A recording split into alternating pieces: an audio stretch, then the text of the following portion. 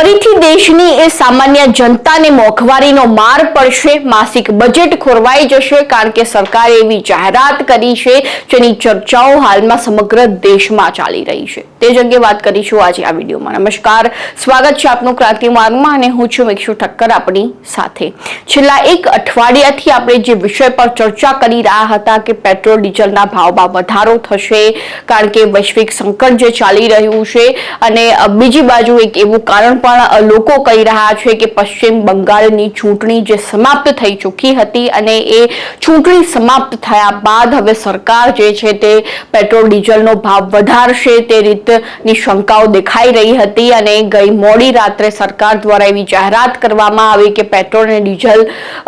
જે છે તે 3 રૂપિયા મોંઘું થઈ ચૂક્યું છે, એટલે પર લીટર જે છે તે પેટ્રોલ અને ડીઝલમાં 3 રૂપિયાનો વધારો થયો છે। તેની સાથે સાથે સીએનજીમાં 2 રૂપિયાનો વધારો થયો છે। ગઈકાલે પણ અમે તમને કહ્યું હતું કે પેટ્રોલ ડીઝલના ભાવ ટૂંક સમયમાં જ વધી શકે છે અને બીજી બાજુ જો વાત કરવામાં આવે તો પીએમ મોદીએ 3 વખત એવી જાહેરાત કરી હતી કે પેટ્રોલ ડીઝલનો ઉપયોગ ઓછો કરી દો અને તેની અપીલ પણ લોકોને કરવામાં આવી હતી। તેના પરથી જ સ્પષ્ટપણે દેખાઈ રહ્યું હતું કે હવે પેટ્રોલ ડીઝલના ભાવમાં વધારો થવાનો છે। હવે તે વચ્ચે જો વાત કરવામાં આવે તો લોકોમાં એક એવો રોષ પણ જોવા મળી રહ્યો છે કે જે રીતે પશ્ચિમ બંગાળની ચૂંટણી સમાપ્ત થઈ અને એ ચૂંટણીમાં ભારતીય જનતા પાર્ટીની જીત થતાં જ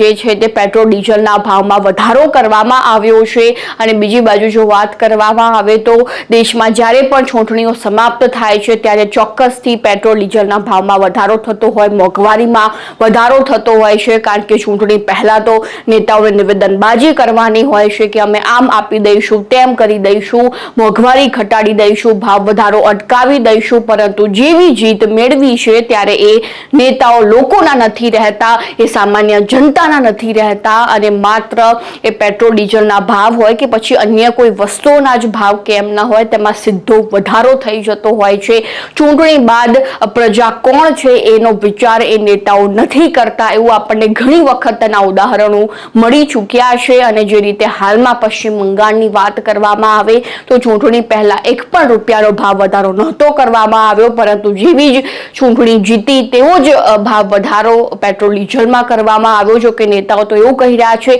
કે વૈશ્વિક સંકટને કારણે આ ભાવ વધારો કરવો પડી રહ્યો છે, બાકી અમે ભાવ વધારો ન કરતા।